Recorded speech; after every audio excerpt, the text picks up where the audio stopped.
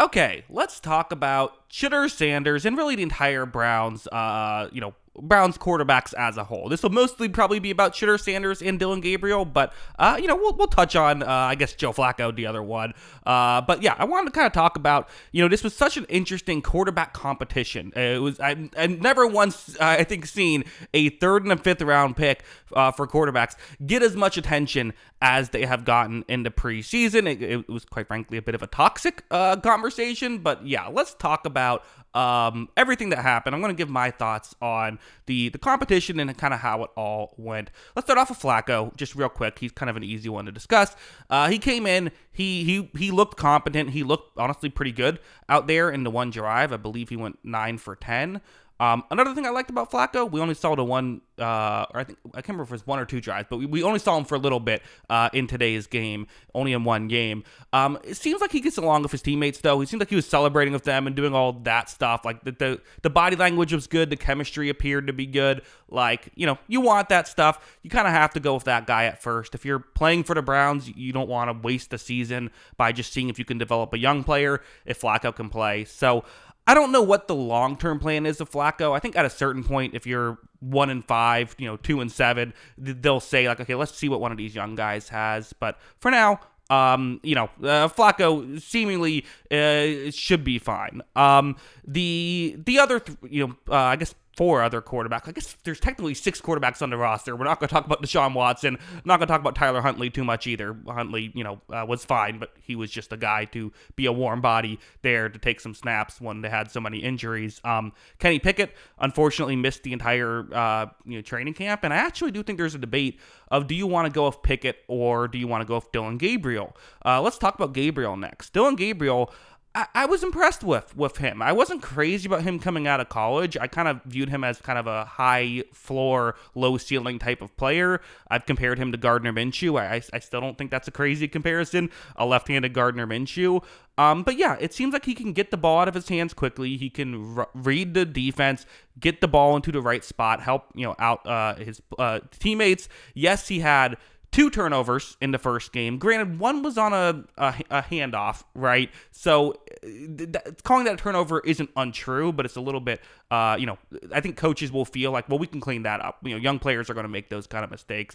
The other one was, again, a weird play where he threw one up for grabs. That was probably a throw he shouldn't have made, and then his tight end just didn't go for the ball, and it was a pick 6. Still, I think I blame him for that, but I'm not going to crush him for it, I guess. And I'm assuming the coaching staff felt similar because they were pretty positive when they talked about him after his first performance, which was week 2. And then week 3, he missed a few throws in this game that just happened. I'm recording this right after the final preseason game. But mostly was really good. They're just consistently running the offense, getting the ball out quickly, throwing to the right guys consistently. Nothing crazy. Did not make a ton of highlight reel level plays. And I do think you wonder if he gets put in a bad situation, how will he handle that? Which might happen with the Browns this upcoming season. And that is totally a fair question to ask. I don't know exactly how that's going to go. But ultimately, I think I would just have him as the backup, and I'd probably try to get him into some games this year. Again, let's not waste these 17 games, right?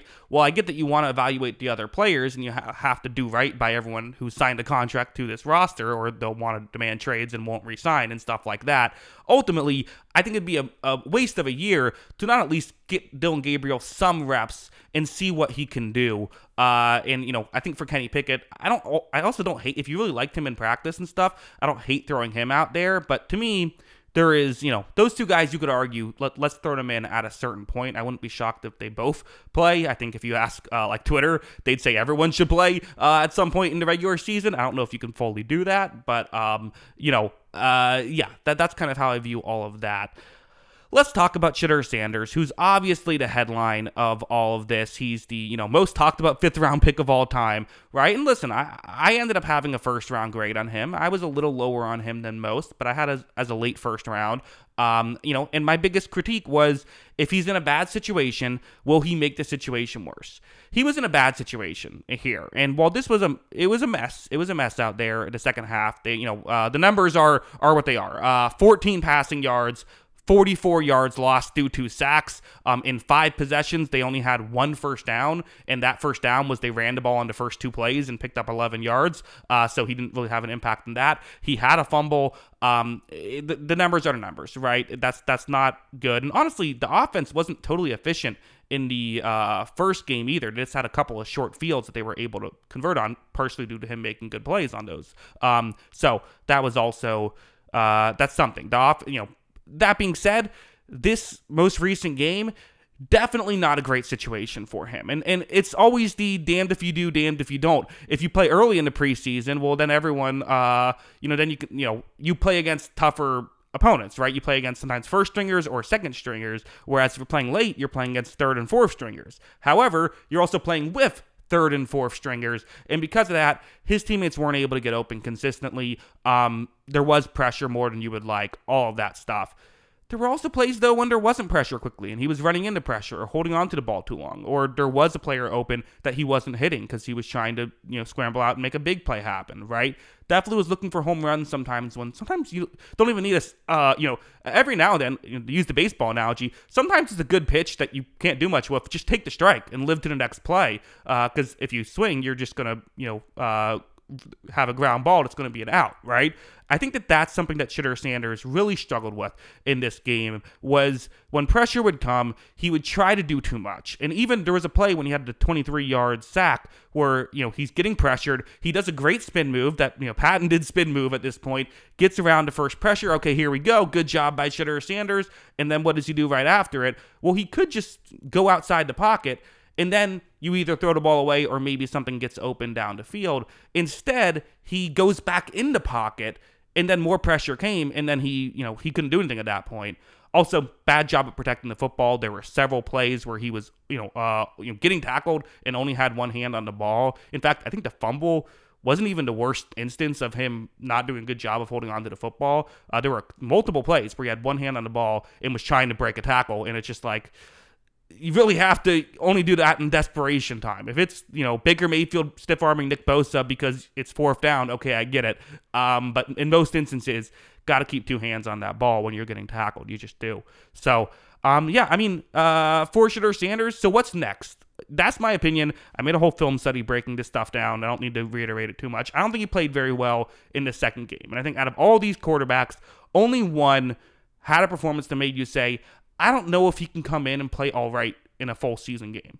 As much as we want to talk about the situation was bad, it's not going to get easier going up against opponents' number ones with the Browns' number ones around you. It's not going to get easier that way.